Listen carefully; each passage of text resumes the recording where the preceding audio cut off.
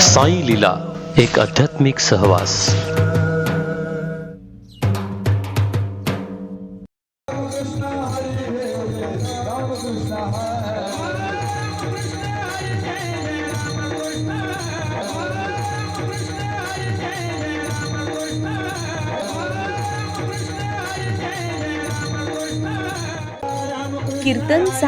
कीर्तन सांग होय अंग हरी रूप.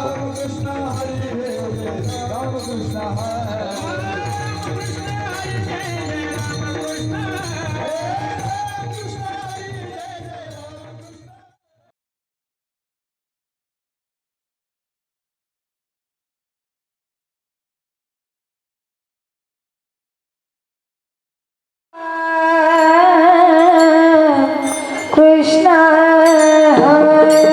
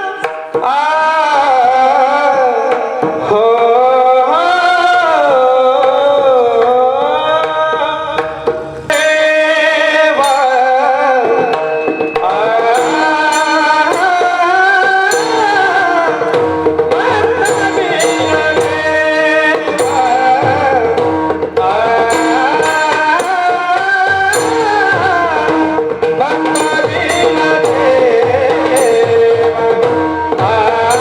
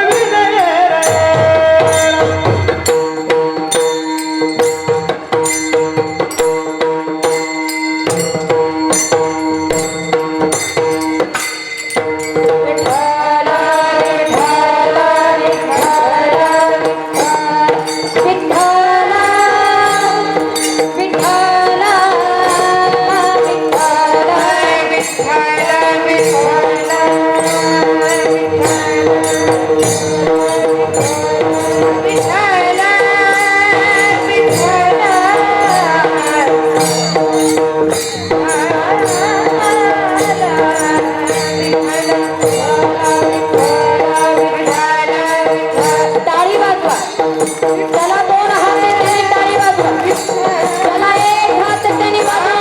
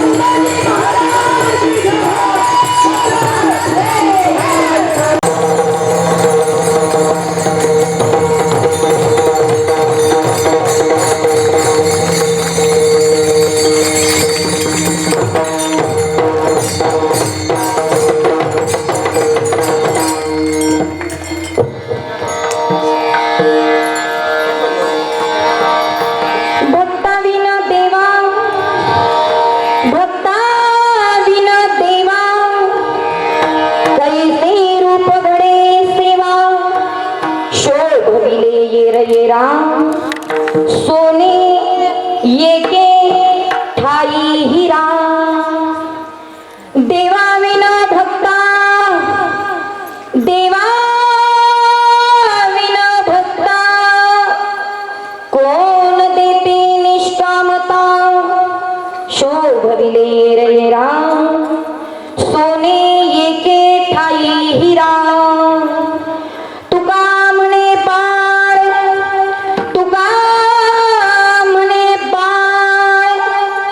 माता गैसे स्नेहगाळ शोभविले येरा सोने येके ठाई हिरा विठ्ठल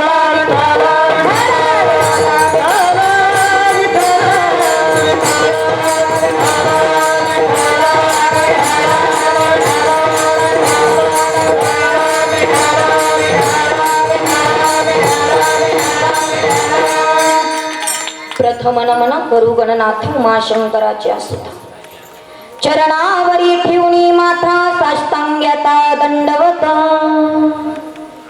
महायोग पीठे तटे भीमरत्ना वरम पुंडलिकाय दातुन मुनिंद्रे समागत्य तिष्ठं तमानंद कंदं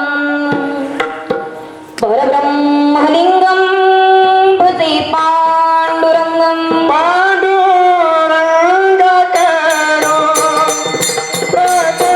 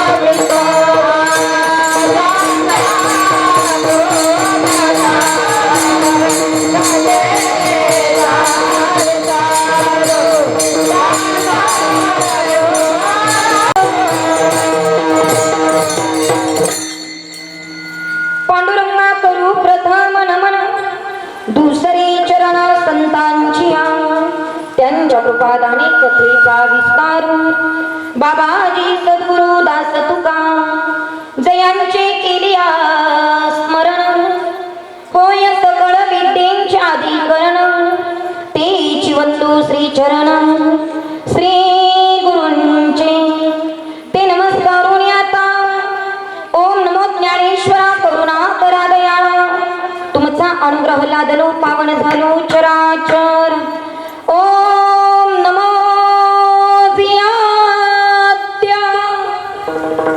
वेद प्रतिपाद्य जय जय स्वसंवेद्या आत्मरूपा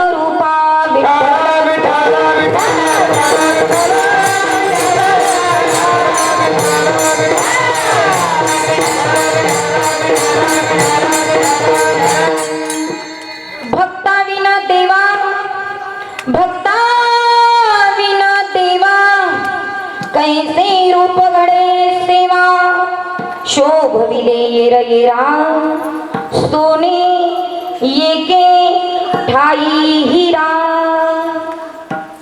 प्रस्तुत प्राप्त प्रसंग कीर्तन रूपी सेवेकरिता निवडलेला अभंग महान भागवत भक्त संत सम्राट विश्ववंद्य महाराष्ट्र भूषण जगद्गुरु जगद्वंदनीय श्री संत तुकोबाराय यांचा अत्यंत महत्वाचा बहुतेकांचा सुपरिचित असणारा ओळखीचा असणारा साधा सोपा 4 चरणाचा आणि देव आणि भक्ताचा संबंध सांगणारा अभंग आज या ठिकाणी अखंड हरिनाम सप्ताहाच्या 4थ्या दिवसाच्या सेवेकरिता निवडलेला आहे.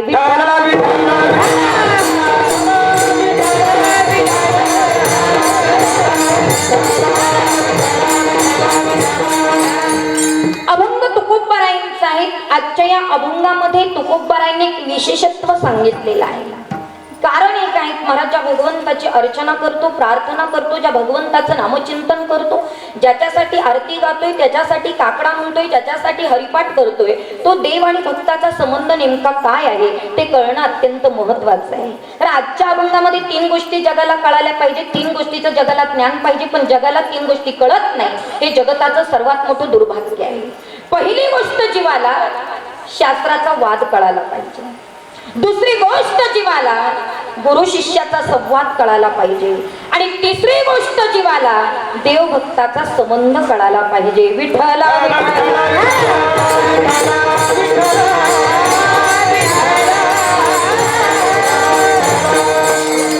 शास्त्राचा वाद जीवाला कळायला पाहिजे, पण कळत नाही हे जीवनाचं सगळ्यात मोठं दुर्भाग्य आहे. शास्त्राचा वाद कळायला पाहिजे की नाही? 100% कळायला पाहिजे. शास्त्राचा वाद कळायला पाहिजे, पण तो थोडा वादाचा मुद्दा आहे, जरा बाजूला ठेवू. पण आपली सुरुवात इथून आहे की आपल्याला माहित नाही की आपले शास्त्र किती. तुम्ही सगळे इथं बसल्यापैकी मी जर विचारलं शास्त्र किती आहे, तर फार कमीत कमी हात वरती होतील, फार कमीत कमी. आणि एखादं म्हटलं ताई मला माहिती आहे, त्याला जर म्हटलं ना किती शास्त्र आहे, तो म्हणतो 6. आणि त्याला विचारलं कोणकोणते, ते म्हणतो काय माहिती. म्हणजे आपली सुरुवात इथून आहे. आपले शास्त्र किती आहे आपल्याला माहित नाही.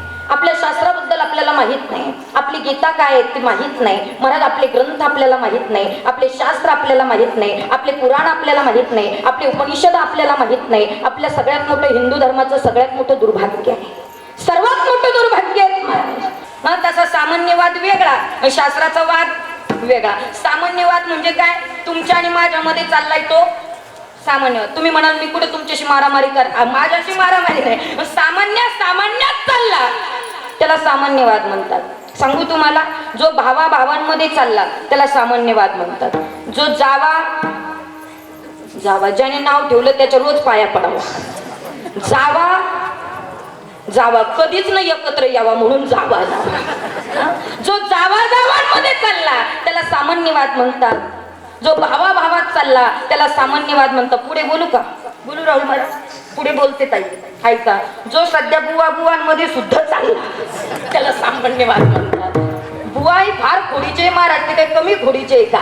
कमी खोडीचे नाही ना, इतके खोडीचे म्हणून सध्या बुवांमध्ये सुद्धा चालला त्याला सामान्यवाद म्हणतात. हे तुझं ते माझं, हे तुझं ते माझं. जिथं तुझं माझं आलं त्याला सामान्य वाद म्हणतात. आणि त्या वादातनं निष्पन्न काहीच होत नाही, काहीच होत नाही महाराज. वादे वादे वद्धते वैरमन्यू, त्या वादातनं फक्त वैरच वाढतं, त्याला सामान्य वाद म्हणतात. आतापर्यंत भावाभावाच्या भांडणातनं काय प्रेम वाढलं का?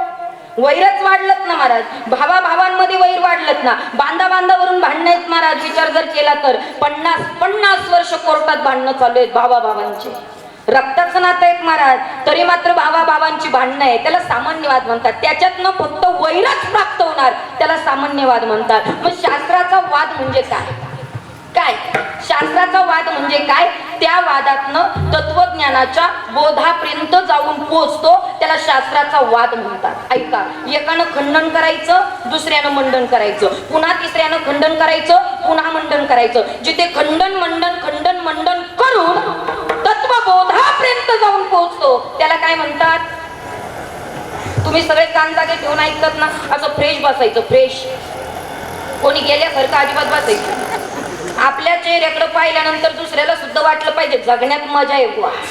नाही तर काहींचे तोंड पाहिले का असं वाटतं जीव द्यावा का काय, अशी तोंड घेऊन बसलेली असतात. अजिबात नाहीत महाराज. आपलं काही कोणी गेलं नाही, आपलं काही कोणी गेलंय का असं बसायला? अजिबात नाही. मला सांगायचं आहे की मात्र त्या ठिकाणी वादामध्ये काही तथ्य नाही, आणि म्हणून आपल्याला मात्र त्या ठिकाणी शास्त्राचा वाद कळायला पाहिजे. ऐका, शास्त्राचा वाद म्हणजे काय? एकानं खंडन करायचं, दुसऱ्यानं मंडन करायचं, तिसऱ्यानं पुन्हा खंडन करायचं, पुन्हा चौथ्यांदा मंडन करायचं. खंडन मंडन करून तत्वबोधापर्यंत जाऊन पोहोचतो, त्याला शास्त्राचा वाद म्हणतात. पण ऐका, महत्वाचा मुद्दा, खंडन त्यानेच करायचं, खंडन त्यानेच करायचं ज्याला मंडनाचं ज्ञान. कळतंय का तुम्हाला? दुसऱ्याला नाव त्यानंच ठेवायचं ज्या स्वतः उपजता ज्ञानी. या बाईला कीर्तन जमत नाही हे त्यानेच म्हणायचं ज्यानं 4-5 तरी केले पाहिजे. नागानं बोंबलत फिरायचं नाही, याला जमत नाही, तुला काय जमत आहे ते पाहिजे. कळतंय का तुम्हाला? खंडनाचं ज्ञान त्यालाच आहे मंडन करण्याचं, ज्याला मात्र मंडनाचं ज्ञान आहे महाराज. दुसऱ्याला नाव त्यानंच ठेवायचं जो ज्ञानी आहे, जो ज्ञानी आहे. ऐका, खंडन मंडन कोणी वाद घातला महाराज? जगप्रसिद्ध वाद सांगते ऐका. शंकराचार्य आणि मंडन मिश्र, जगप्रसिद्ध वाद. किती वेळ चालला? 1 तास नाही, 2 तास नाही, 3 तास नाही, 1 महिना नाही, 2 महिना नाही, 6 महिने वाद चालला. किती? 6 महिने. एकानं प्रश्न विचारायचा, दुसऱ्यानं उत्तर द्यायचं, पुन्हा तिसऱ्यांदा प्रश्न, पुन्हा उत्तर, पुन्हा प्रश्न, पुन्हा उत्तर. किती महिने चालला? 6 महिने चालला. वा वा वा, क्या बात आहे. असेच पाहिजे वा आम्हाला, नाही तर मरगळलेले असले का आमचं काही खरं नाही. ऐका बरं का, किती महिने? 6 महिने वाद चालला बुवा. ऐका, मंडन मिश्रा किती ज्ञानी सांगू तुम्हाला ज्ञान. ऐका, मंडन मिश्रा इतके ज्ञानी महाराज. एखादा व्यक्ती मंडन मिश्राच्या गावाला जर गेला आणि त्या गावातल्या एखाद्या व्यक्तीला जर विचारलं मंडन मिश्रा कुठे राहतात, तर पत्ता काय सांगायचं माहितीये का? या घराकडून त्या घराकडून, त्या झाडाकडून या झाडाकडून. अजिबात नाही महाराज. मंडन मिश्राचा पत्ता काय सांगायचा गावकऱ्यांनी? ऐका, गावकरी मंडन मिश्राला इतके प्रेम करणारे महाराज, त्या गावकऱ्यांनी सांगायचं मंडन मिश्राचं घर शोधायचं ना. एक काम करा, ज्या घरावर राहू आणि मैना वेदांताची प्रमाण देऊन बोलत असेल ते घर मंडन मिश्राचं. काय विशेष आहे? ज्या घरावरचे पक्षी इतके ज्ञानी, त्या घरातले माणसं किती ज्ञानी असेल महाराज, किती ज्ञान असेल मंडन मिश्राकडं. नुसतं मंडन मिश्राची प्रमाण ऐकून मात्र पक्ष्यांची प्रमाण पाठ झाली होती महाराज. प्रमाण पाठ झाली होती. आम्ही किती बॉम्बा मारल्या तरी एखाद्याचं प्रमाण चुकतच, परंतु तो वाद नाही. पण काय मंडन मिश्रा ज्ञानी असेल महाराज. इतकं ज्ञान. ऐका, शंकराचार्यांचा त्यांचा वाद सुरू झाला. एकानं खंडन करायचं, पुन्हा दुसऱ्यानं मंडन करायचं, पुन्हा खंडन मंडन करून 6 महिन्यानंतर मंडन मिश्राला हरवलं महाराज. कोणी? शंकराचार्यांनी हरवलं. आणि मग मंडन मिश्राची पत्नी बाहेर आली महाराज. पत्नीनं सांगितलं मंडन मिश्रा, मात्र शंकराचार्यांना सांगितलं, आचार्य तुम्ही माझ्या पतीला हरवलं. मी त्यांची अर्धांगिनी म्हणजे सोपा अधिकार आहे का महाराज? अर्धा अधिकार आहे, अर्धा. आणि यदा कदाचित तो गेलाच, म्हणजे जाऊ नये कोणाचा, पण गेलाच तर संपूर्ण अधिकार कोणाचा? पत्नीचा. काय अधिकार असेल महाराज? मंडन मिश्राच्या पत्नीने सांगितलं, ऐका आचार्य, तुम्ही त्यांना हरवलं, मी त्यांची अर्धांगिनी आहे, अर्धा अधिकार माझा आहे. तुम्ही एक काम करा, माझ्याशी सुद्धा वाद घाला. मात्र आचार्याने विचार केला, बाई माणसाशी काय वाद घालायचा? पण घालावा लागला ना महाराज. तिच्याशी वाद घातला आणि मग मात्र तत्वबोधापर्यंत जाऊन पोहोचले. त्याला शास्त्राचा वाद म्हणतात. विठ्ठल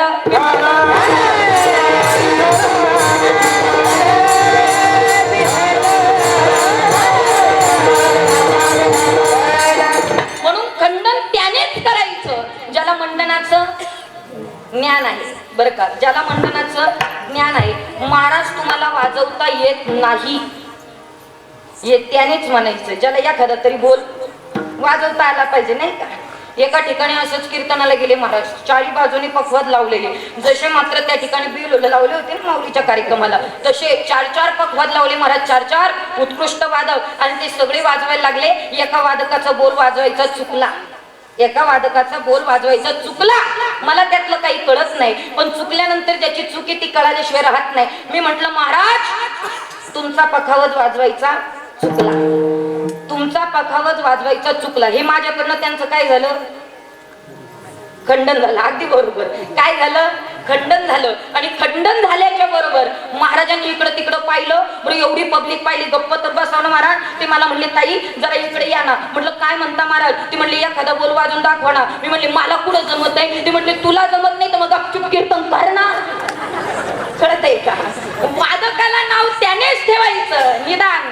निदान त्याला एखादा बोल वाजवता आला पाहिजे. गायकाला नाव त्यानेच ठेवायचं त्याला एखादा राग म्हणजे तो राग नाही बरं का, एखादा राग गाता आला पाहिजे. त्यानंच नाव ठेवायचं. उगं ठेवलं चालतं का? काय सांगावं महाराज, पती तिकडनं थकून आले बरं का, थकून भागून आले. काय सांगावं, इतके थकले आणि थकल्याबरोबर पत्नीने विचार केला थकून येतील, दमून येतील, घामाघूम होतील, जेवण तयार ठेवलं पाहिजे. आणि तुम्हाला सांगू अर्धांगिनी तीच जेवण स्वयंपाक बनवते तीच. आणि मग मात्र त्या ठिकाणी तिनं बिचारीनं सुंदर स्वयंपाक केला. तुम्हाला एक महिला मंडळ सांगू का, तुमच्या मुलीला नाही काही शिकवलं ना तरी चालेल, पण निदान स्वयंपाक तरी शिकवला पाहिजे. कितीतरी मुली आहे महाराज, कितीतरी मुली collector, doctor, engineer, professor, collector, कीर्तनकार सुद्धा. काहींना भाकरी सुद्धा येत नाही महाराज. सांगू तुम्हाला सगळ्या गोष्टीत सर्वगुण संपन्न असलं पाहिजे. निदान कोणाला उपाशी तरी नाही ठेवता आलं पाहिजे. एवढं तर ज्ञान असलं पाहिजे ना. निदान थोडंफार बनवता आलं पाहिजे की नाही. मग महाराज ती सुगरण होती. सुंदर स्वयंपाक बनवला आणि आल्याच्या नंतर त्याने काय केलं, हातपाय धुतले. हिनं पाठ बसायला दिलं. वैतागून आलं होतं, थकलं होतं, भागलं होतं, सगळं आलं वैतागून. घामाघूम झालं, घाम पुसला आणि हातपाय धुतले आणि जेवायला बसल्यानंतर ती अशी तो असा बसला आणि त्याच्या अगदी समोर ही येऊन बसली. कोण? हा अर्धांगिनी. क्या बाबांचं वय झालं पण अर्धांगिनी विसरली नाही. ऐका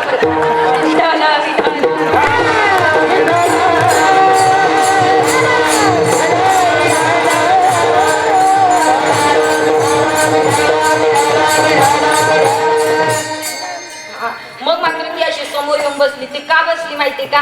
तिला असं वाटलं हे दमून आले व थकून आले, एवढा सुंदर स्वयंपाक बनवला, हे एकदा तरी म्हणन भाजी फार सुंदर झाली. तिला अपेक्षा आहे ना. काही इतके रगेला असतात त्यांना काही खाऊ घाला तरी काहीच म्हणत. इतके रगेला असतं महाराज. काही घरांमध्ये अजिबात स्तुती करत नाही हो, अजिबात नाही. माझं म्हणणं आहे एक महाराज, ठीक आहे ना भाजी बनवली ना, कधीतरी म्हणा ना सुंदर भाजी झाली. काय हरकत आहे का तुम्हाला? अजिबात नाही. म्हटलं पाहिजे की नाही. तुम्ही एकदा सुंदर म्हणा, दुसऱ्या दिवशी तुम्हाला 3 भाज्या खायला मिळतील. पण इतकी माणसं कंजूशी महाराज दुसऱ्याची स्तुतीच करत नाही हो, अजिबात करत नाही. करत जावा थोडीशी. विठ्ठल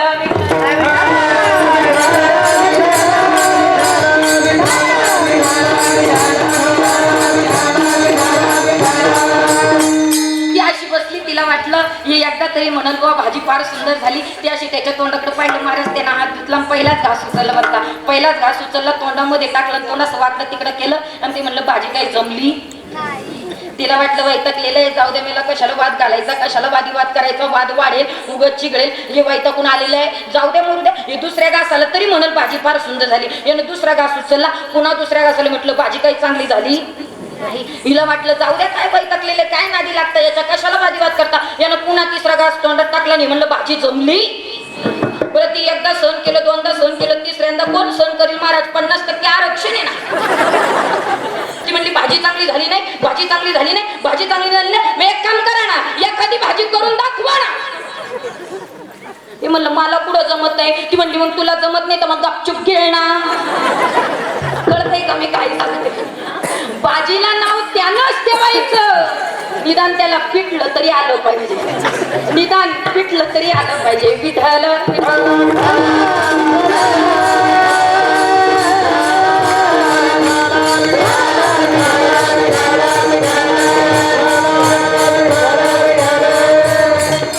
पहिला मुद्दा संपला. सगळ्यांना कळालं ना शास्त्राचा वाद म्हणजे काय. खंडन मंडन केलं की तत्वबोधापर्यंत जाऊन पोहोचतो त्याला शास्त्राचा वाद म्हणतात. पुढे ऐका दुसरा मुद्दा जगाला गुरु शिष्याचा संवाद कळाला पाहिजे. जगाला गुरु शिष्याचा संवाद कळायला पाहिजे. काय गुरु शिष्याचा संवाद आहे महाराज. कधीतरी ज्ञानोबा राय आणि निवृत्ती दादाचा संवाद ऐका. काय गोड संवाद आहे आणि त्या संवादातच ज्ञानेश्वरी सारखा ग्रंथ उत्पन्न झाला. आणि आपण किती भाग्यवान येतो. आपण निवृत्ती दादांच्या मात्र त्या ठिकाणी जिल्ह्यात राहतो. आपलं खूप मोठं भाग्य आहे महाराज. हे काही साधं भाग्य नाही. कोणालाही कुठेही राहायला मिळेल का महाराज. काही कमी नाही आपल्या जिल्ह्याला महाराज. म्हणून निवृत्ती दादांनी ज्ञानोबा रायला सांगावं ज्ञानोबा रायांनी ज्ञानेश्वरी सारखा ग्रंथ लिहावा आणि ती ज्ञानेश्वरी वाचली की अज्ञानाला सुद्धा ज्ञान प्राप्त होतं.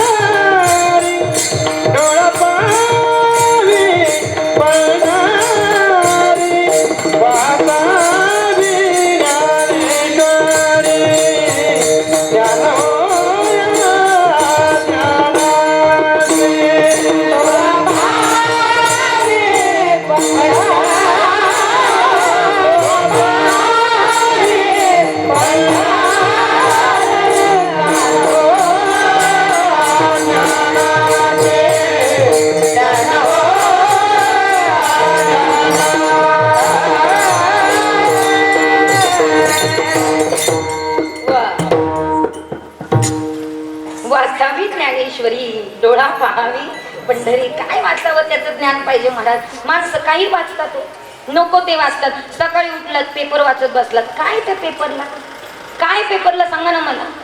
बऱ्याच लोकांना पेपर वाचायची सवय. एक माणूस तर मी असा पाहिला 2 रुपये वाया जाऊ नये म्हणून 3-4 दिवसाचे पेपर वाचून काढले. काही काही इतकी कंजूस असतात. विठाला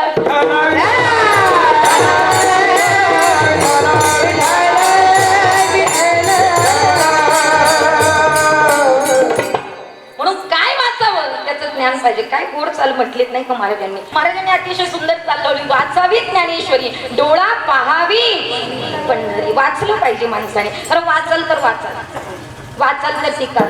पुस्तक वाचलं तर मस्तक देण्यावर येईल आणि गाथा वाचला तर माथा देणार. फक्त त्याच्यासाठी वाचलं पाहिजे. फक्त काय वाचल्यानं काय मिळतं हे जीवाला ज्ञान पाहिजे. ऐका ज्याला जीवनामध्ये निष्कलंक वाद करायचं असेल त्यानं महाभारत वाचलं पाहिजे. ज्याला जीवनामध्ये चारित्र्य संपन्न जीवन जगायचं असेल त्यानं प्रभू रामचंद्रांचं रामायण वाचलं पाहिजे. ज्याला जीवनामध्ये ज्ञानी बनायचं असेल त्यानं ज्ञानोबरायांची ज्ञानेश्वरी वाचली पाहिजे. ज्याला जीवनामध्ये वैराग्यवान बनायचं असेल त्यानं तुकोबरायचा गाथा वाचला पाहिजे. पुढे जाऊन बोलू महाराज. पुढे जाऊन बोलू का ऐका. ज्याला जीवनामध्ये घाणेरडं राजकारण करायचं असेल त्यानं दुर्योधन वाचलं तरी काही हरकत नाही. पण ऐका ज्याला जीवनामध्ये चांगल्यात चांगलं राजकारण करायचं असेल त्यानं माझ्या महाराष्ट्राचा आराध्य दैवत छत्रपती शिवाजी महाराजांचा इतिहास वाचला तर 100% राजकारण सुद्धा चांगलं झाल्याशिवाय राहणार. फक्त काय वाचावं याचं जीवाला ज्ञान पाहिजे. म्हणून काय वाचावं महाराज. गुरु शिष्याचा कधीतरी संवाद वाचा. कधीतरी ययातिराजाची कादंबरी वाचा. कधीतरी भागवत वाचा. कधीतरी ज्ञानेश्वरी वाचा. चांगले ग्रंथ वाचा. ज्याने माता शुद्ध होईल असं माणसाने वाचणं अत्यंत महत्वाचं आहे. म्हणून दुसरा मुद्दा जीवाला कळायला पाहिजे तो गुरु शिष्याचा संवाद. दुसरा मुद्दा संपला. तिसरा मुद्दा अत्यंत महत्वाचा जीवाला देवभक्ताचा संबंध कळायला पाहिजे. आणि भक्त आणि देवाचा जो संबंध आहेत ना महाराज तो अनन्य संबंध आहे. सुंदर संबंध आहेत महाराज. एकाविना एक नाही बरं का. भक्ताशिवाय देव होऊ शकत नाही आणि देवाशिवाय भक्त होऊ शकत नाही. तुम्ही बघा जसं कमळाला पाण्याशिवाय शोभा नाही आणि पाण्याला कमळाशिवाय शोभा नाही. नुसतं कमळ पाहिलं ना की त्याच्याकडे बघावं वाटत नाही, नुसतं पाणी पाहिलं की वाटत नाही बघावं. त्याच पाण्यामध्ये सुंदर आणि गुलाबी कलरचं कमळ असेल आणि पानं सुंदर फुललेली आहे की त्या कमळाकडे सारखं आणि सारखं पाहावं वाटतं. कारण दोघांना एकमेकाशिवाय अजिबात शोभा नाही. जसं देवभक्ताचं जे नातं आहेत ना महाराज, सुंदर नातं आहे, तसं पती पत्नीचं नातं, तसं देवभक्ताचं नातं. तुम्ही बघा, पती पत्नीचं नातं किती सुंदर आहे. पतीशिवाय पत्नी नाही आणि पत्नीशिवाय पती नाही. पती पत्नीचं नातं अनन्य सुंदर नातं. पती पत्नीचं नातं ऐकांतिक नातं. ऐकांतिक या शब्दाच्या खाली अंडरलाईन करायचे. ऐकांतिक म्हणजे एकांतातलं नातं. पहिलं पती पत्नीचं नातं महाराज. पहिले आता तुम्ही सगळे बाबा लोक या ठिकाणी वृद्ध बसलेले आहात, तुमच्या वयाचा विचार जर केला तर पहिले पती पत्नी, ऐका बरं का, पहिले पती पत्नी बाजाराला निघाले ना, बाजाराला पती असा पुढं चालायचा आणि पत्नी मागं चालायची. दोघांमध्ये 500 फूट एवढं अंतर असायचं. किती एवढं अंतर असायचं. म्हणून सध्याचे पती पत्नी जर निघाले ना महाराज आणि त्याच्यातही 2 व्हीलरवर निघालेत ना, ते असे चिटकून बसतात जणू काही फेविक्विकनी चिटकवले. तुम्ही पहा ना महाराज, इतके चिटकून बसलेले असतात. तुम्ही बघा जरा, अक्षरशः आपल्यासारख्याला लाज वाटते बुवा असे बसलेले. तुम्ही आता पाहता का नाही माहित नाही, पण आपल्याला काही डोळे झाकून चालता येत नाही, ते दिसतच ना महाराज. बरं नको ते दिसत असतं दृष्टीला, आता काय सांग बरं, पावला येत नाही तसे. पण तुम्ही पहा, पहिल्या पती पत्नीमध्ये अंतर होतं त्याला कारण आहे, आणि आता पती पत्नी मधलं अंतर संपलं त्याला कारण आहे. पहिलं पती पुढे चालायचा आणि पत्नी मागं चालायची, कारण त्याला माहित होतं ही 500 काय 1000 मीटर जरी मागं असली तरी ती माझ्याच पाठीमागे येईल. हा विश्वास होता. कळतंय का तुम्हाला? हा, उशिरा का होईना करंट लावून घ्यायचा, हा विश्वास होता. पण आता जर हे निघालं पुढं आणि पाठीमागं असली तर ती कधी कोणाच्या मागं सांगता येत नाही. म्हणून विश्वास तुटला, नातं संपलं महाराज. म्हणून पती पत्नीचं नातं ऐकांतिक नातं, पती पत्नीचं नातं विश्वासाचं नातं, पती पत्नीचं नातं श्रेष्ठ नातं. पत्नीशिवाय पती नाही आणि पतीशिवाय पत्नी नाही. सगळ्याचं सोंग करता येतं बुवा, सगळ्याचं सोंग करता येतं, पण पतीचं सोंग करता येत नाही महाराज. एखाद्याची आई गेली ना महाराज, आई गेली ना तर तो रडत असला ना, सगळ्या बाया सांत्वन करतात त्याचा, अहो रडू नका, अहो आई गेली माझी, रडू नको. तर काय, रडू नका, आई गेली हो माझी, का रडू नको? अहो एक काम करा, मला आई समज, रडू नको बाबा, आई मला समज, रडू नको. आई होता येतं. एखाद्याची बहीण गेली ना महाराज रडायला, रडू नका, मला बहीण समजा. आणि मला सांगा महाराज, एखाद्याची पत्नी गेली आणि एखादी जर म्हणली मला पत्नी समजतं, केवढा कर तो काय साधा कर आहे? ज्याचं घर आहे त्याचं उद्ध्वस्त झाल्याशिवाय महाराज आई होता येतं, बहीण होता येतं, पण पत्नी होता येतं का कोणाची? नाही. म्हणून पत्नीशिवाय पती नाही आणि पतीशिवाय पत्नी होऊ शकत नाही. पती पत्नीचं नातं एकमेकावर अवलंबून आहे, एकमेकावर. जसं कमळाला पाण्याशिवाय शोभा नाही, पाण्याला कमळाशिवाय शोभा नाही, तसं पतीला पत्नीशिवाय शोभा नाही आणि पत्नीला पतीशिवाय शोभा नाही. म्हणून मात्र ते एकमेकावर अवलंबून आहे, एकमेकावर अवलंबून आहे. म्हणून चंद्र तेथे चंद्रिका, शंभू तेथे अंबिका आणि संत तेथे विवेका. चंद्र आहे तिथे चंद्रिका असणारच. चंद्रिकेशिवाय चंद्र नाही आणि चंद्राशिवाय चंद्रिका होऊ शकत नाही. शंभू आहे तिथे अंबिका असणार, अंबिकेशिवाय शंभू नाही आणि शंभूशिवाय अंबिका होऊ शकत नाही. तसंच महाराज म्हटले, संत जिथं आहे तिथे विवेक असणार, म्हणजे तो विवेक आहे तिथं संत असणारच. म्हणून हे एकमेका विना आहे, एकमेका विना. तुम्ही बघा, तसं जर बघितलं ना महाराज तर चंद्र सकाळी सुद्धा निघालेला असतो, चंद्र सकाळी सुद्धा निघालेला असतो. पण सकाळच्या चंद्राकडे कोणी पाहतं का? तुम्ही नीट निरीक्षण केलं ना आभाळाकडे तर चंद्र तुम्हाला दिसेल, पण सकाळच्या चंद्राकडे कोणी पाहत नाही. त्याच्यातही सांगते ऐका, अमावस्येची रात्र कोणाला आवडते का? कोणालाच आवडत. कारण अमावस्या असते की मात्र अंधार पडलेलं असतं, म्हणून अमावस्येची रात्र कोणालाच आवडत नाही. पण पौर्णिमेची रात्र सगळ्यांना आवडते, कारण लख देणारा प्रकाश निघालेला असतो आणि प्रकाशमय वातावरण त्या पौर्णिमेचं सर्वांना आवडतं महाराज.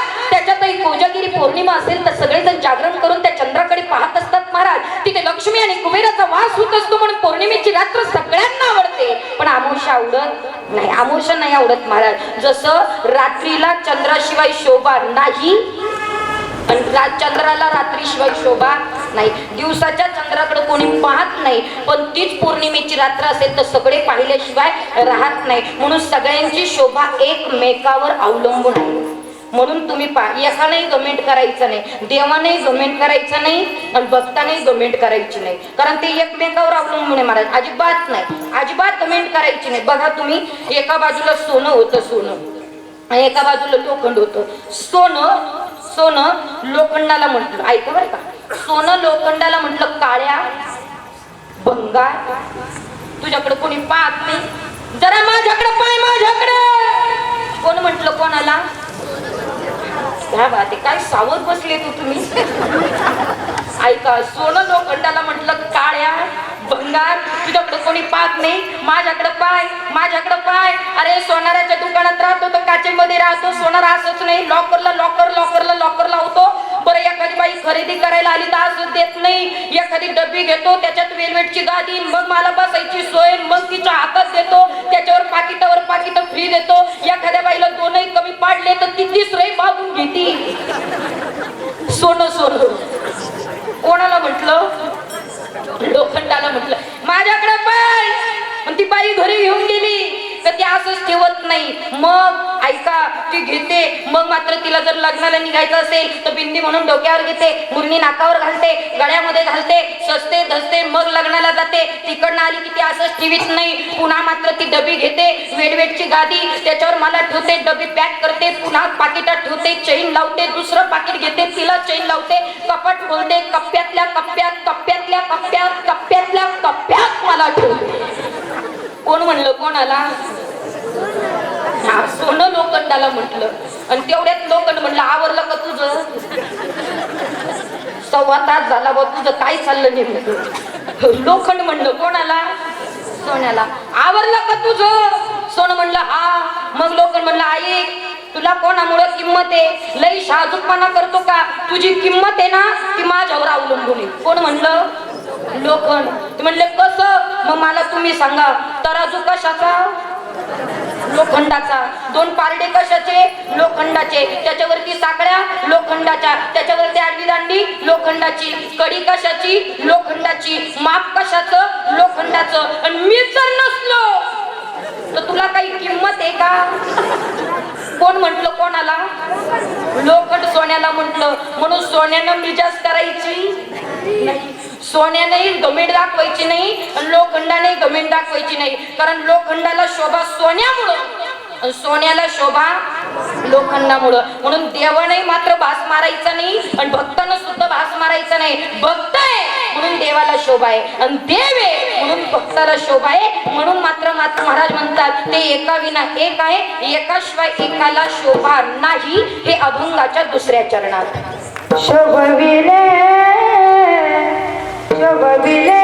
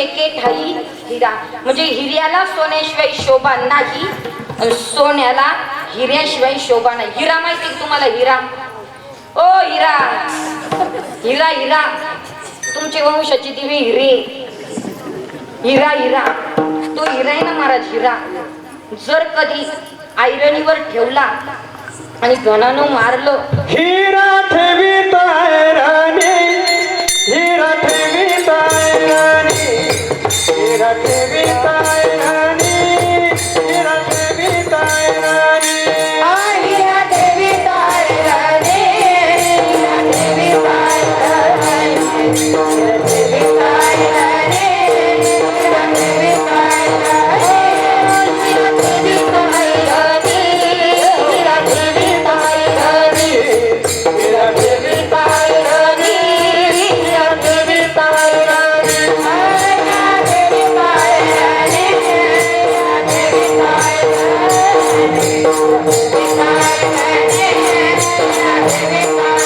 राणी,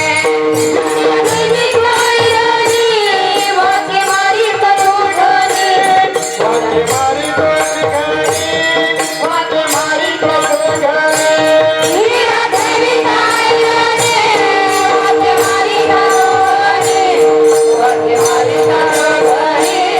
वाके मारी दोन घरी, मला पार करा, तोच मला पार करा, तोच मला पार करा, तोच मला पार करा,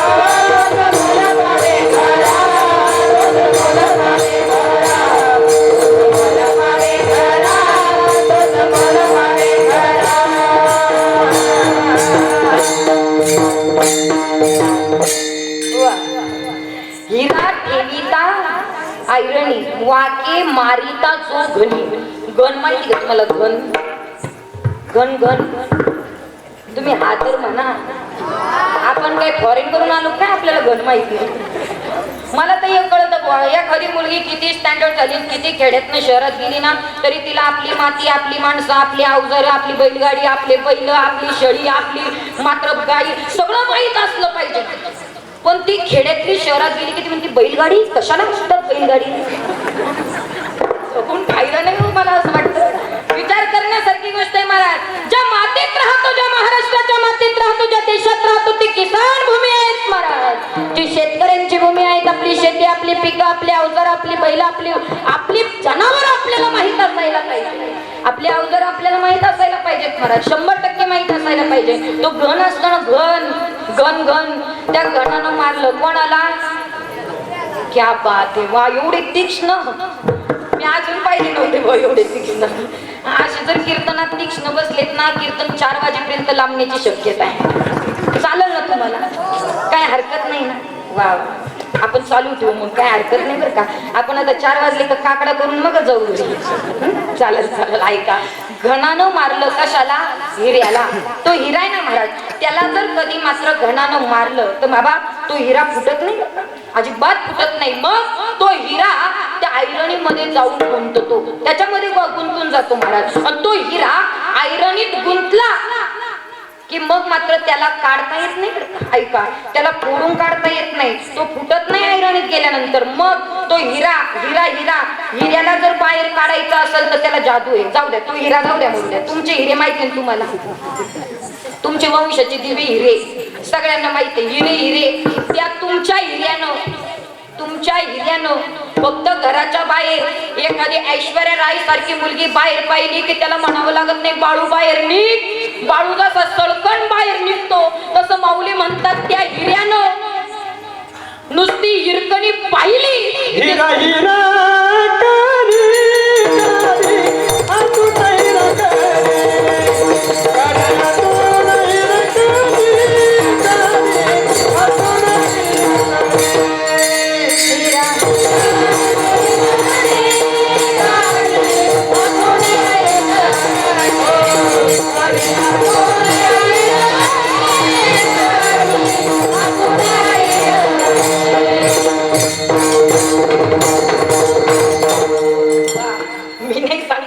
महाराज म्हणतात ऐका, हिऱ्याला बाहेर काढायचं असलं तर त्या हिऱ्यानं नुसती हिरकणी पाहिली की ते जसं सळकण बाहेर निघतो महाराज. तो हिरा त्या हिऱ्याला सोन्याशिवाय शोभा नाही, सोन्याला हिऱ्याशिवाय शोभा नाही. म्हणून शोभविले येर येरा सोने येके ठाई हिरा. म्हणून हिऱ्याने गमेंट करायची नाही, सोन्याने गमेंट करायची नाही. दोघांची शोभा एकमेकावर अवलंबून गड्या. म्हणून मात्र त्या ठिकाणी देव जरी असला ना देव, तरी त्या देवाला कोणामुळे शोभा आहे? भक्तामुळे शोभा आहे. वा, भक्तामुळे शोभा आहे महाराज. भक्त जर नसेल त्या देवाला दोन गोष्टी कोणीच देऊ शकत नाही. सांगू, पहिली गोष्ट रूप आणि दुसरी गोष्ट सेवा. कारण रूपाला आणलं कोणी? आणलं भक्ताने आणलं महाराज. भक्त नसता तर तो कसा होता? निर्गुण होता, निराकार होता. त्याला रंग नव्हता, रूप नव्हतं. रंग नाही, रूप नाही, नाही वर्ण छाया, निर्गुण निराकार चिरहुराया. तो रंगाला आणलं कोणी? मात्र भक्ताने. रूपाला आणलं कुणी? म्हणून आणि याला रूपा बळे. त्याला करुणी खळे हरदासी, करुणी खळे हरदासी.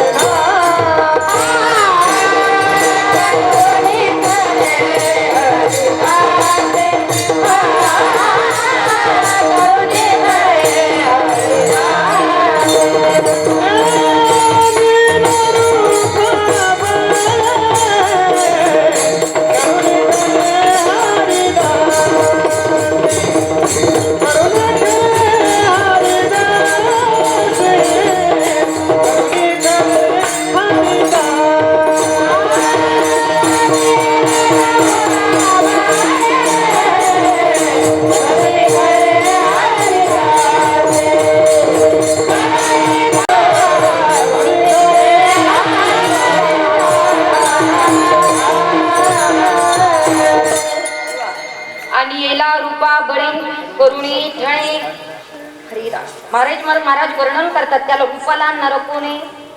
भक्त आहे. भक्त नसतं तर त्याच्याकडे कोणी पाहिलं असतं का? समजा तुम्ही भक्त आहे असं मला म्हणायचं, तुम्ही भक्त आहे का नाही आहे ते मला माहित नाही बरं का.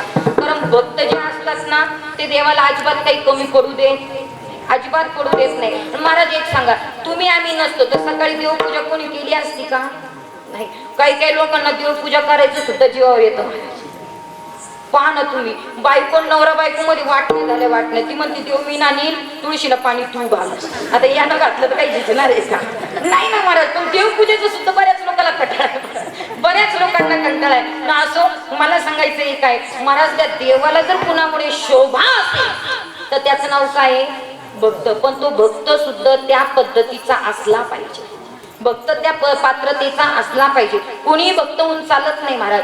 भक्त होण्यासाठी ती पात्रता सिद्ध करता आली पाहिजे. मग भक्त असावं कोणासारखं असावं महाराज? भक्त असावं हनुमंतरायासारखं, भक्त असावं भक्त प्रल्हादासारखं. कोणी कोणी होऊन चालत नाहीत महाराज. भक्त असण्याकरता निष्काम भक्ती करता येणं अत्यंत महत्वाचं आहे.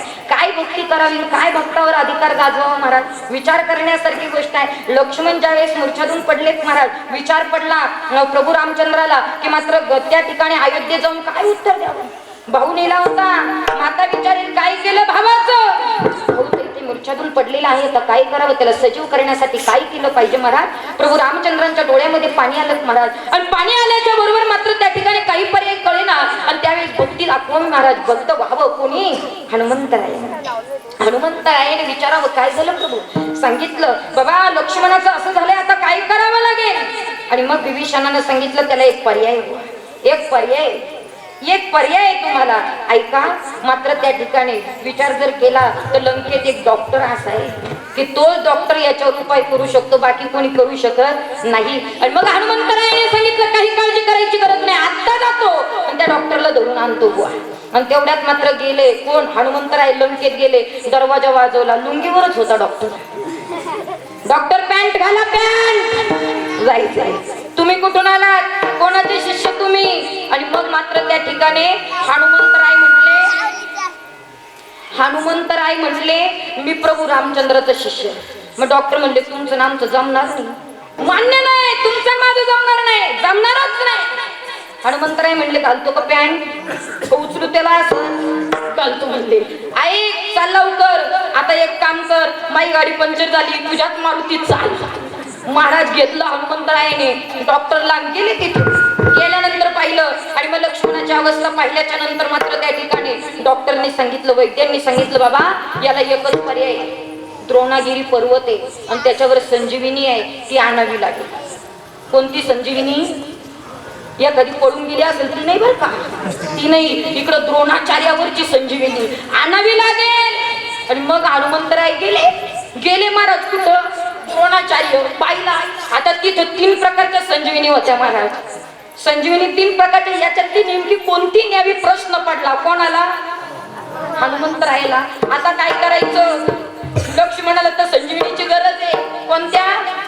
द्रोणाचार्यावरच्या संजीवनीची गरज. आता करायचं काय बुवा? मग आता याच्यातली ओळखायची कोणती चांगली आणि कोणती खराब? कारण संजीवनी काय वरतून कळत असते का महाराज? तिला पचवावं लागतं तेव्हा संजीवनी कळत राहते.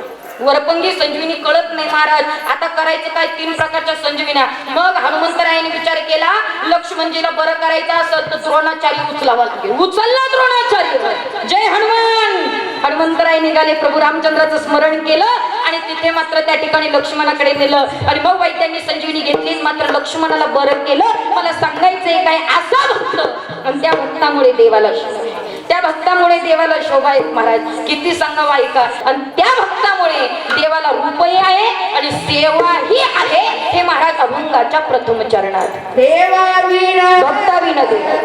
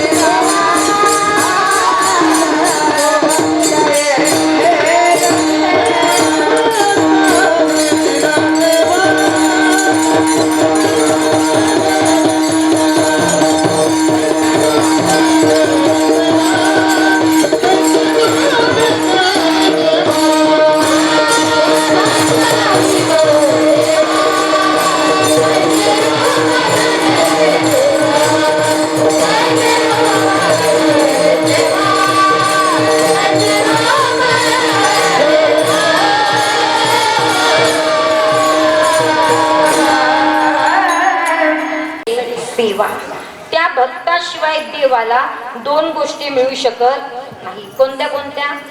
पहिली गोष्ट रूप आणि दुसरी गोष्ट सेवा. मग देवाला कुणामुळे अधिकार प्राप्त झाला?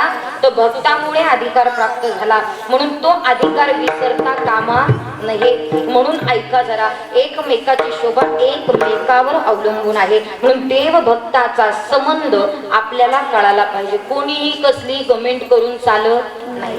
महाराज लक्षात आलं पाहिजे बा, कोणामुळे कोणाला शोभा आहे. सांगू तुम्हाला, ऐका.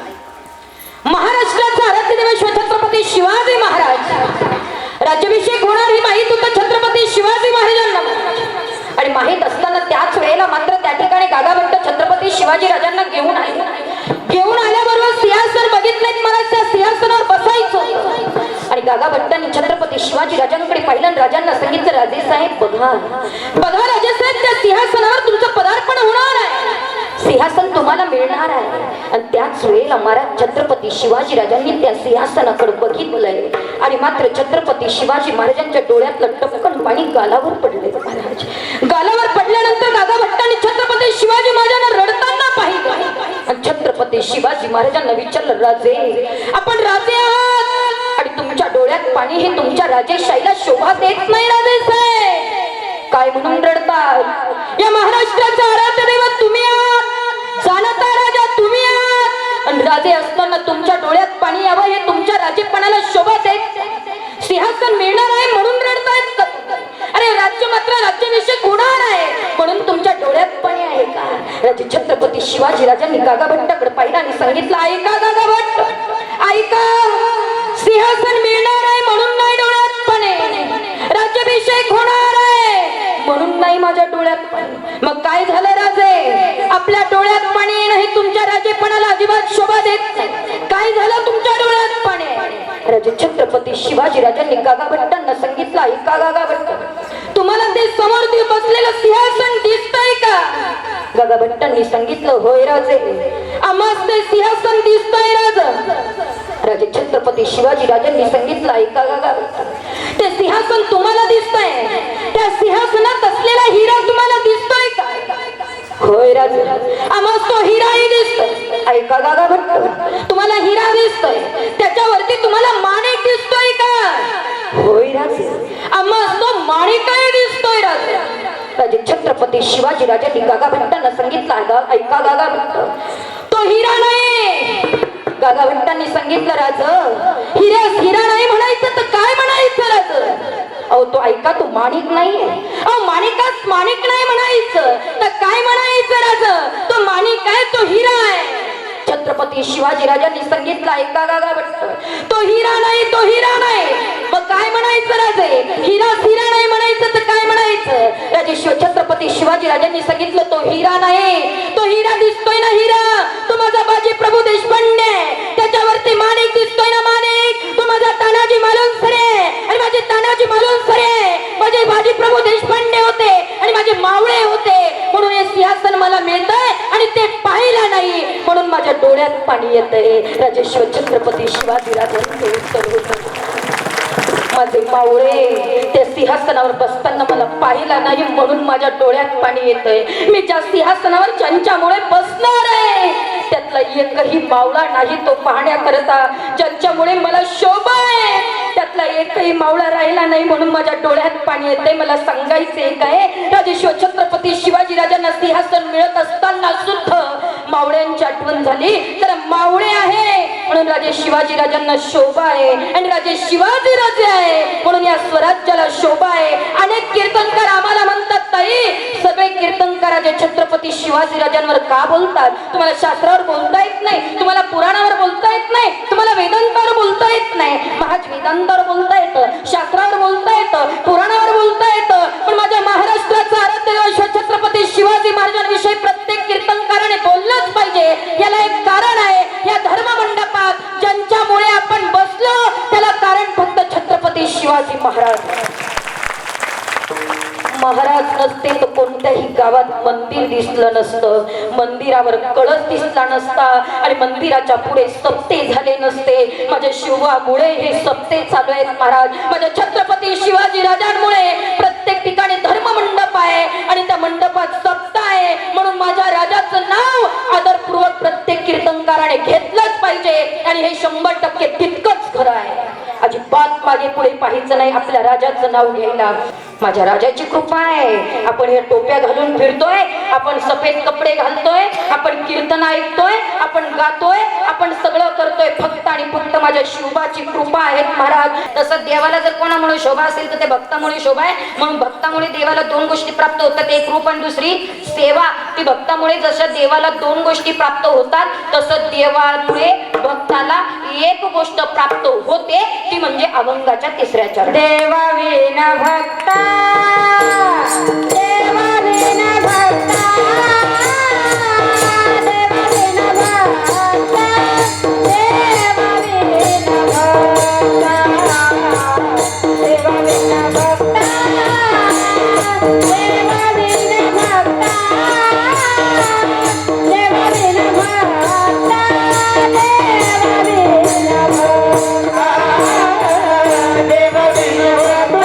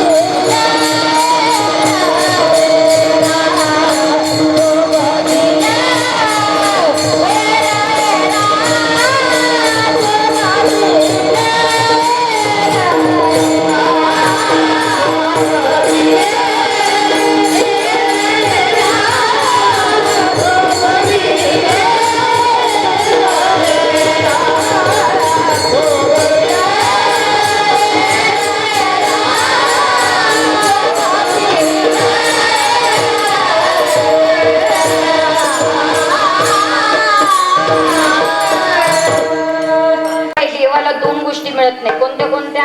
रूप आणि सेवा. तसं देवाशिवाय भक्ताला एक गोष्ट प्राप्त होऊ शकत नाही, त्याचं नाव आहे निष्कामता. खूप बोला वाटतं महाराज, पण वेळेची आपल्याला मर्यादा आहे ना. मी एकही मिनिट पुढे जात नाही आणि आपला कार्यक्रम सुरू झाला तर 9:15. आता वाजलेत 11:15, म्हणून बरंच बोलावं असं वाटतंय. यदा कदाचित तुम्ही पुन्हा परत आरक्षण दिलं तर करू, ते तुमच्यावर अवलंबून आहे. मी महाराष्ट्रातल्या गुजरातमध्ये, सुरतमध्ये, कर्नाटकमध्ये कार्यक्रम केलेत महाराज. नाशिकच्या ताई विचारल्यानंतर फक्त लवीचं नाव निघतं. केवढं मोठं भाग्य आहे महाराज. मला विचारतात, ललित तर बाबांच्या तिकडच्या का तुम्ही? हो, आमच्या बाबांविषयी आम्हाला अभिमान आहेत महाराज, आणि आपल्या माणसाविषयी आपल्याला अभिमान असलाच पाहिजे.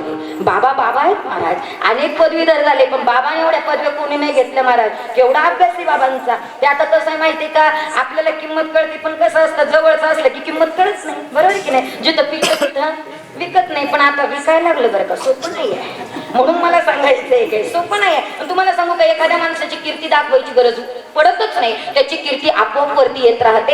लोकांना किती नाव ठेवलं तरी सुद्धा एक दिवस त्याच्या नाटकात नाव काढावंच लागतं, कारण कीर्त आहे महाराज. कीर्त आहे. बाबा काही सोपे नाहीये. आपण समजतोय तितकं सोपं नाही. बाबांचा स्वभाव इतका भोळा आहे की बाबांचा मोठेपणा बाबा दाखवतीच नाही, अजिबात नाही. नाही तर बाबा किती मोठे, फक्त आम्ही बाहेर फिरतो, आम्हाला विचारा बाबा किती मोठे. कुठेही गेलं ना महाराज तर बाबांचं नाव निघतं, इतके बाबा मोठे. आणि नुसतं बाबांचं नाव नाही, बाबांनी एक गोष्ट महत्वाची केली महाराज. रामकृष्ण दासजी हे बाजूला ठेवलं आणि लव्हितकरजी हे पुढे आणलं, म्हणून गावात आणलं. म्हणून गावात तुमचं गाव काही सोपं आहे का? तुमचं गाव खूप मोठं आहे, पण तुम्हाला कळलं तर कळलं महाराज. कुठेही जाऊन तुमच्या लगेचचं नाव सांगा महाराज, तुमच्या पाया पडतील हो. तुमच्या पाया पडतील, कारण बाबांनी इतकं पेरून ठेवलेलं आहे, इतकं पेरून ठेवलेलं आहे. मला सांगायचंय की वेळ मिळाला तर पुन्हा परत हाचा बघ घेऊन पुढचे 2 चरण सोडवायचा प्रयत्न करेल. पण साधं साधं सांगून जाते ऐका. देवाशिवाय भक्ताला एक गोष्ट मिळू शकत नाही, तिचं नाव निष्कामता. जसं भक्त आणि देवाचं नातं हिरा आणि सोन्यासारखं आहे, तसं देव आणि भक्ताचं नातं आई आणि मुलासारखं आहे. हे महाराज अभंगाच्या शेवट. तुका मन बाळ, तुका मन बाळ,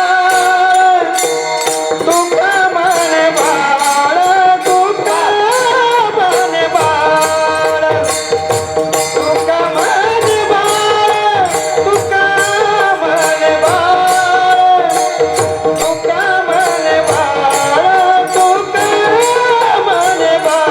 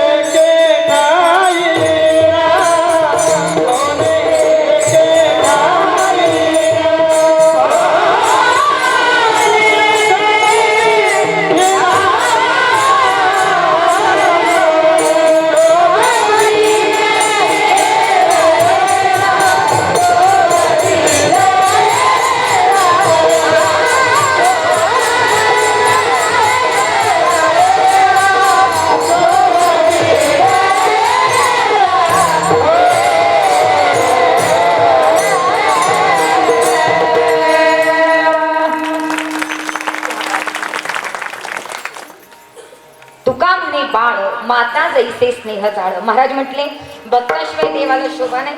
भक्त आणि देवाचं नातं हिरा आणि सोन्यासारखं आहे. देवाशिवाय भक्ताला एक गोष्ट मिळू शकत नाही, त्याचं नाव आहे निष्कामता. आणि देव आणि भक्ताचं नातं आई आणि मुलाच्या नात्याप्रमाणे आहे. आई आणि मुलाचं नातं काय आहे हे तुम्हाला सगळ्यांना माहित आहे, सांगायची गरज नाही. एकदा हाताने टाळी वाजवा आणि मुखाने भजन म्हणा. Oh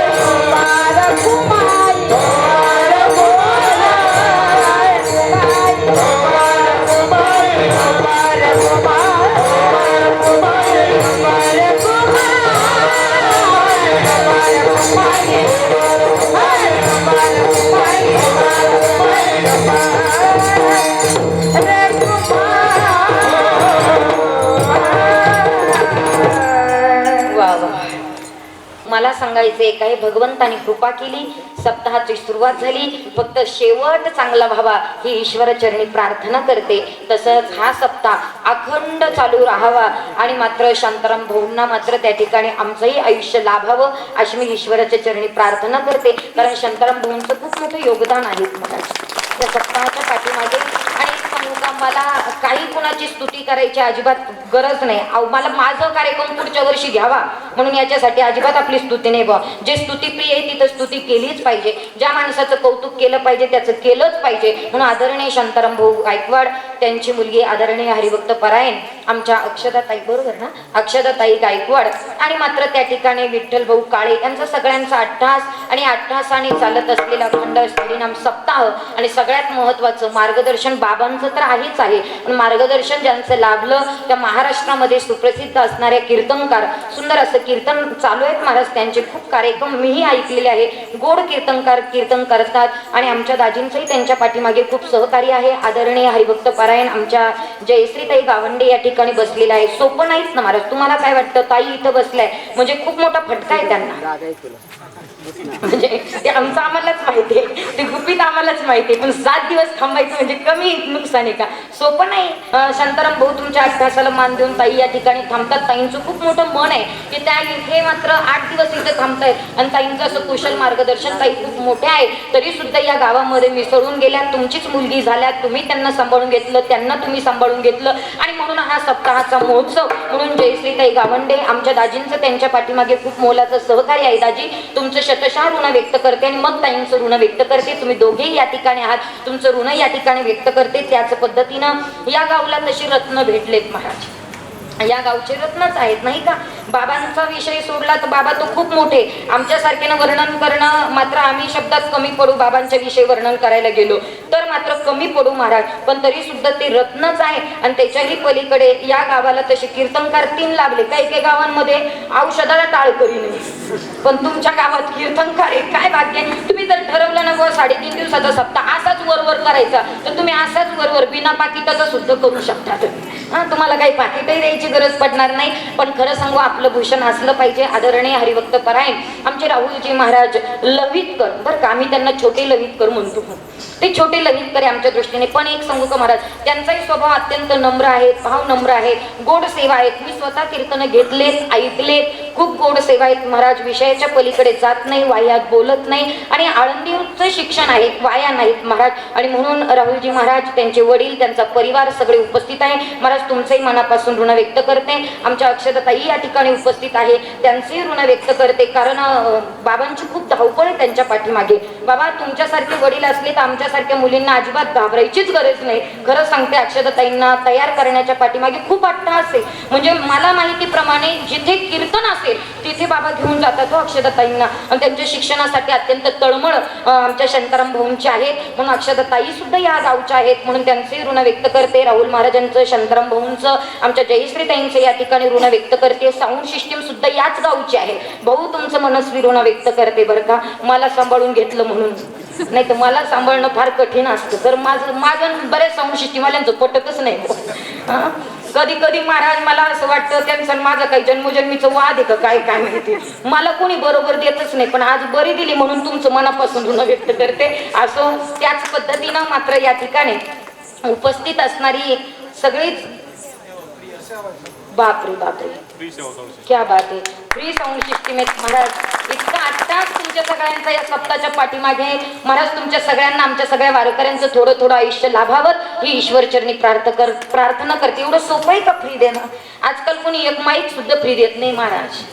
10व्या जर एखादा माईक बिघडला आणि एखाद्याकडे असला तरी सुद्धा आणून देत नाही. गोहा गंजेलवर आम्हाला प्रवचन करावे लागतात. पण बाबांनी फ्री दिली, तुमचे मानावे तेवढे आभार कमीच आहे. तुमचेही या ठिकाणी ऋण व्यक्त करते.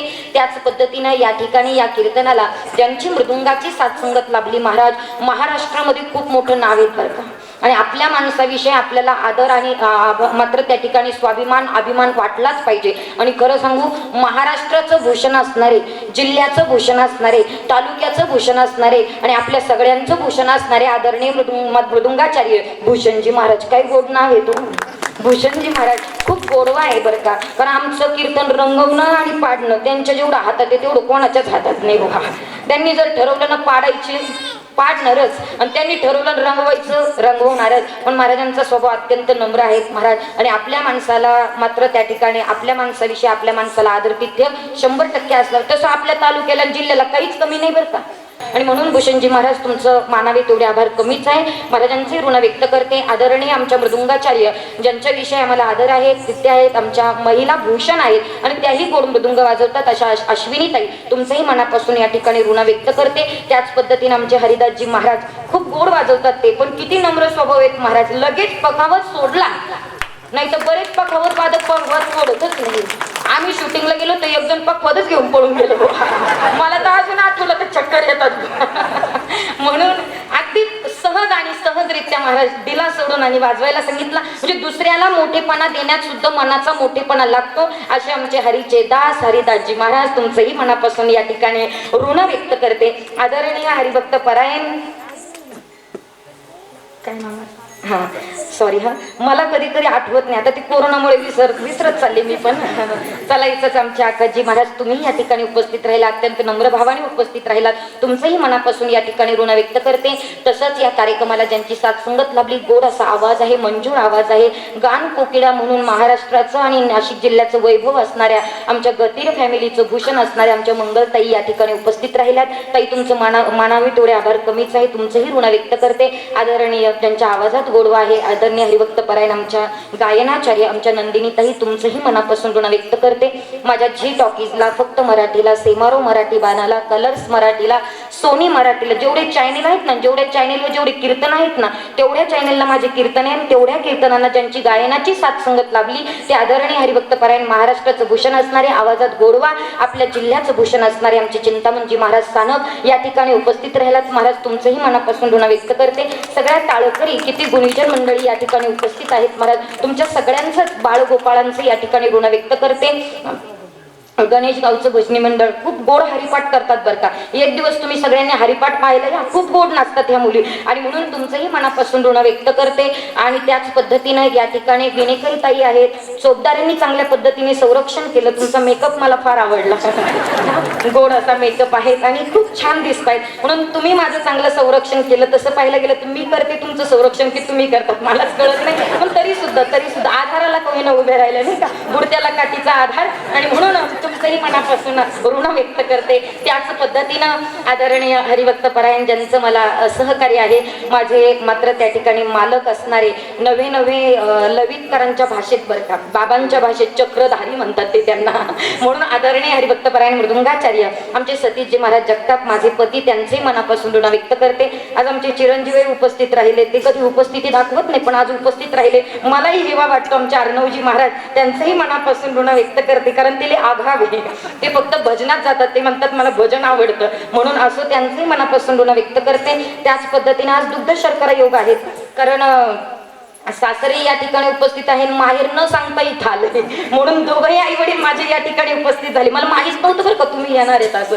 बाबा तुमचंही ऋण व्यक्त करते. आईसाहेब या ठिकाणी उपस्थित आहे त्यांचंही ऋण व्यक्त करते. आणि त्याच पद्धतीनं आमचे आप्पा 17 वर्षापासून ज्यांचं सहकार्य मला लाभलेलं होतं महाराज आप्पांचं विशेष रूपाने प्रेम माझे बंधू आहेत ते आप्पासाहेब आमचे माळोदे या ठिकाणी उपस्थित झाले. आप्पा तुमचंही मनापासून ऋण व्यक्त करते. पंचक्रोशीतून आलेलं सगळं भजनी मंडळ प्रत्येकाचा नाम उल्लेख करणं मला शक्य नाही तरी सुद्धा तुमच्या सगळ्यांचंच ऋण व्यक्त करते. आमच्या विठ्ठल भाऊंच्या घरी रुचकर असं भोजन झालं त्यांचंही मनापासून ऋण व्यक्त करते. काळे परिवाराचं तसं या सप्ताहाला विशेष योगदान आहे बरं का. आणि म्हणून तुमचंही ऋण व्यक्त करते. तुम्ही सगळे उपस्थित झालात तुमचंही मनापासून ऋण व्यक्त करते. या बाळगोपाळांचं ऋण व्यक्त करते. तुम्ही होते म्हणून माझं कीर्तन फार रंगलं बरं का. हे तुम्ही रंगण्याला कारणीभूत आहात. किती गोड उत्तर देत होते महाराज. आणि मुलं खरं कीर्तनात आले पाहिजे. 2 वर्षापासून कोंडून राहिले होते महाराज त्यांना बाहेर काढणं गरजेचं होतं नाही का. आणि म्हणून तुम्ही सगळे आलात. पंचक्रोशीतलं सगळं भजनी मंडळ या ठिकाणी उपस्थित झाला. तुमच्या सगळ्यांचंच मनापासून ऋण व्यक्त करते. तसं माझं 11:45 आटोपलं होतं बरं का ताई. मी वेळेला तशी बांधलेली पण चाल पण लांबली आणि गोडवा वाटत होतं म्हणून अजून चालवावं वाटत होतं. पण असं तुमची माफी मागते 15 मिनिटं लांबले.